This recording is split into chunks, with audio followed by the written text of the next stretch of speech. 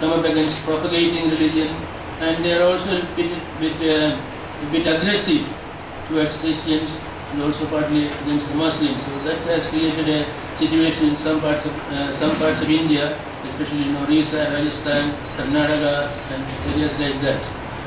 In Kerala, we had a peaceful existence. Although we had all these religions here and the different Christian groups, denominations here, we have been having a very peaceful life. But even here, we have the problem of the Hindu extremists, and also the communists are now in the government. That also is causing problems to us in the educational field, etc. So that is the general situation here. And with regard to the ecumenical situation, I think we have very good cooperation with the different churches, at least from the 60s of the last century. We had common meetings on the festival occasions, and all we invite each other for our public gatherings. And we have also a common center called the Nilekal Ecumenical Center, owned by the 9 jurisdictions of this area. It's a very unique institution, managed during the last several decades by this trust, including all the denominations of this area. Nilekal is a place reputed to be the one evangelized, a place where St. Thomas also evangelized in the early 1st century. And so it's a sacred place for us, and we have been managing this trust for the last several years very successfully, without any problem, very smoothly. And that is one of the great achievements of our ecumenical cooperation. We have also meetings of the Christian bishops once a year. We have also a joint Christian council for education, because of the different problems that we are experiencing in this sector. We are having a common interchurch council for education. And also we have the official dialogue for the last two decades, I think. We have been having the official dialogue with the Malangara Orthodox Church and also with the Jacobite section of the church. And so we have, I think, practically speaking, we have very close association in different fields, and we feel that we are united in many things. We have recently in our ecumenical dialogue, we agreed to sharing of our churches and cemeteries, of course, subject to the decisions of their synods, but practically we have agreed to that. And Bishop his Gabriel Gregorius was the co-chairman at that meeting. And so that is the context of Changanacherry here. Changanacherry is an archdiocese with about 400,000 Catholics and about 400 diocesan priests, and besides religious priests, and about 3,000 religious sisters belonging to different congregations. So that is the context of our meeting here. And so, Your Holiness, we are very happy to have you in our midst. We are very, very honored by your visit, and we are grateful to the Malangara Orthodox Church for agreeing to this proposal.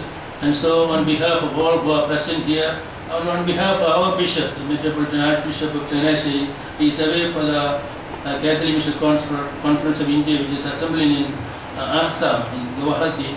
And so all the bishops, all the Catholic bishops, except the retired bishops, are all in the state of Assam, far away from here. But in his absence, in his name and on behalf of the whole Archdiocese, we extend you a very most hearty welcome. Gabriel Gregorius, you are also most welcome. I think it's the first time you are addressing a gathering like this after you became a bishop. But we are on very friendly terms and very happy to have him here this evening. And also we have in our midst our visiting dignitaries, His Excellency Archbishop Sebu Sarfisan, Prelate of Tehran, and His Grace Bishop Narek Alim Ecumenical Officer of the Armenian Church, and Reverend Father Mesrog Sarkisan, Secretary to His Holiness. So on behalf of all of you, I welcome them in our midst. Her Excellency Bishop Aliga Paramil, I particularly welcome him because he is at home here. He is our own, and therefore, without many words of special introduction, I welcome him in our midst. All of you, a very hearty welcome this evening. I thank your grace for your beautiful words of welcome. Now, we are all eagerly waiting to hear His Holiness Aram I, the Catholicos of Cilicia.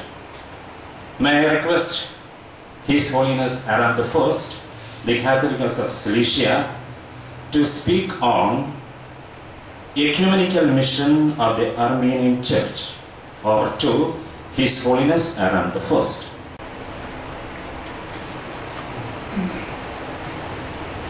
Your Eminence, Your Grace, and dear clergy. Once, in an ecumenical context, a person referring to me said that His Holiness is an ecumenical person. I said, yes, I am ecumenical because my church is ecumenical. And indeed, the Armenian Church has been ecumenical from its very inception.